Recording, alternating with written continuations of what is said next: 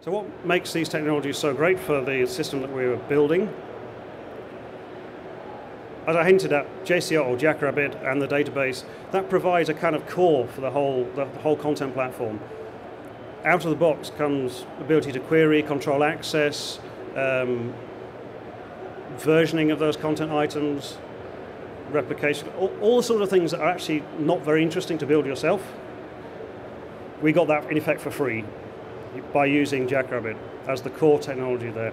In fact, Jackrabbit is actually used, JCR is used as the core data store for many Java-based content management systems. So Alfresco and Magnolia, for example, they use that as the core technology there. Obviously, those are very much focused on web content management, but it can be used for something much bigger like this.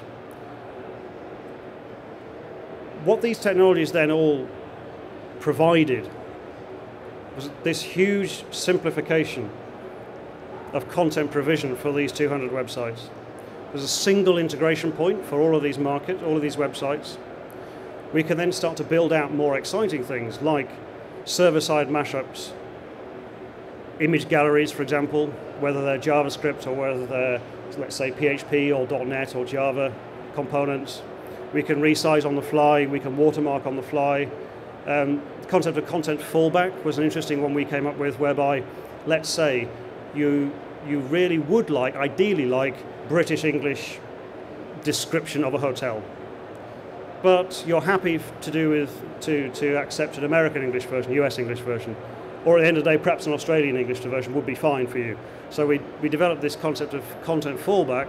You specify your first preference, and then if that specific kind of content is not available, it would fall back to an appropriate kind of content. And that also works with image types, and also works with content sources. So you might have a particular preference for one of the content sources that we saw back there because you prefer that or something, but you'd be happy to accept content from another source as well.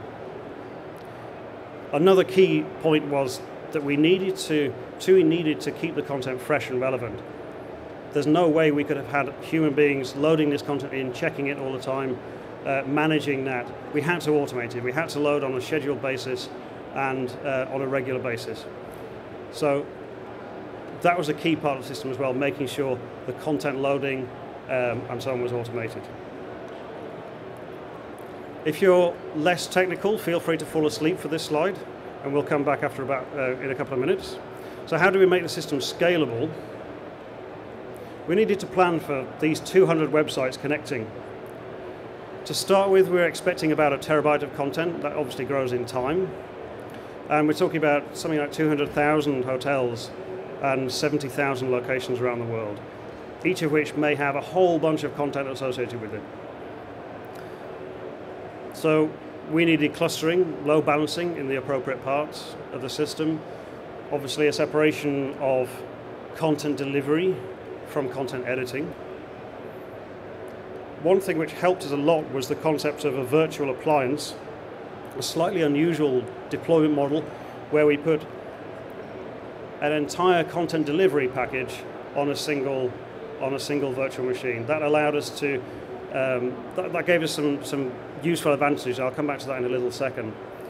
Some of the content we stored locally in the repository. Some of the content we left external to the system. There are different reasons for that in different cases. Sometimes content suppliers, part of their licensing agreement was that they kept the content, in which case we left the content with them. But sometimes it was more appropriate to bring the content in within the system and store it locally. By using Squid Cache, not only did we achieve a huge performance improvement in serving that content out, but we also could develop a way in which the websites which were connecting into the content platform did not need to know where the content was stored. To them, it seems like it's stored all in the content platform. As it happens, some content was stored externally, some internally, in some cases a sort of a mixture. The websites connecting in simply didn't need to know about that. All they need to know about was content platform, and the way we built it helped to hide the complexity behind there. I have to say, Squid Cache, if you're looking for a quick win for performance in a content-rich web system or website, you might try a content delivery network like Akamai. Quite expensive, quite difficult sometimes to set up and manage. Try Squid. I've used that for 12 years. It's an incredible piece of technology. It continues to work very, very well. We were caching everything apart from some more complex things like interactive and streaming media. Very, very good piece of technology. This virtual appliance thing allowed us to take instances of the content delivery servers and host them elsewhere. That helps with redundancy and speed. So for example, if they're hosted in another part of the world that was far away from where the main part was hosted, that also helps to improve the speed for their local markets. So how do we get value from a content platform? Why would you look to build one? If you're in a situation where you're aggregating content, you need to build links to business entities, complex search and retrieval requirements. If you're thinking of doing server-side mashups or aggregation or representation of content from the server side, perhaps you've got a requirement for a content platform. If you've got a multi-market situation or multi-site, and you need to share content within the group, perhaps that's a good. Perhaps a content platform is going to be appropriate for you as well. And if you're looking at subscription models or pay-per-use models for content, again, something like a content platform is going to be appropriate for you. It's independent of web-based presentation. So the two main examples of monetization of a content platform so far, Guardian Open Platform, that's been very successful. A lot of traffic around that, a lot of excitement there. New York Times as well. I know of at least one other major UK-based media organization who is literally building a content platform right now. The other area would be user-generated content. Let's say you've got lots of reviews, people are uploading photographs, commenting on your products. You don't really want that information inside your e-commerce system or your web content management system. A content platform is great for that. You can repurpose the content later. Potentially you could sell those reviews on to somebody else or host them for somebody else to pull onto their side. Looking forward, there's some very exciting technologies which will be coming up in the next few years, we'll be able to make more of in the next few years. Obviously mobile's increasingly large.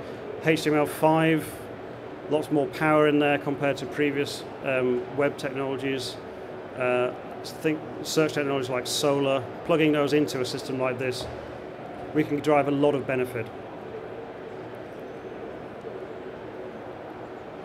So this is really a list of things that we've looked at so far and a few responses to those. So the business problem was those repeated complex integrations, lots of time and money there involved. What is the proposed solution? This hub of content with intelligent processing, caching, server-side activities, that sort of thing. How did we design and build it? I would definitely recommend prototyping these kind of systems because it's not out of the box, because it's not a product which you go out and buy.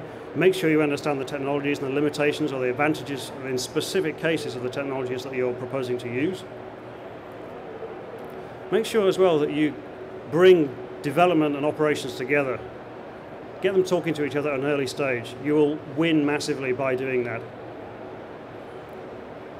So JCR and Jackrabbit in particular, core features help us to, they save us having to build a lot of boilerplate stuff which is pretty tedious to build that you definitely need for a content system like this. How do we make it scalable? First off, Squid, definitely your friend. Get the clustering right. Virtualization helps a lot. If you get that right again, there's some big advantages there. And finally, we just talked about how you get value from a content platform like this. So being able to reuse that content, serve it to other people, be able to resell it through different channels, etc., etc.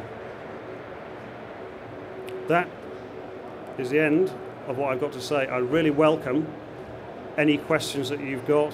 We're here on Twitter if you want to push any questions there. We're on stand 6036 just across the way.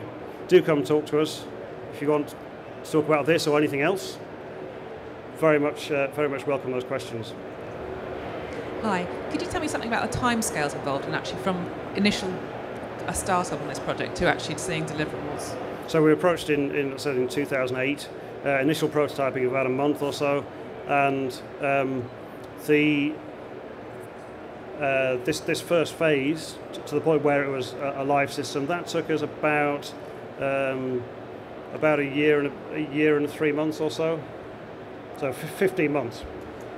You mentioned load balancing and so on. Why did you pick load balancing and clustering over, say, a cloud-based service? So the question was around having to. I think the question is why did you have to go down the route of worrying about load balancing, clustering, rather than just using cloud-based service? At the time, obviously back in 2008, we weren't at a position with cloud services where that was such an option. I think some of them are coming online then. I think now, yes, we would definitely look at that as an option instead of having to look at that kind of detail. There obviously still are issues with cloud services. Amazon's outage recently shows that. So it's still important to understand why you would configure things in a certain way. But yeah, you're absolutely right. It would definitely be a consideration these days. Thank you very much, everyone. Appreciate it.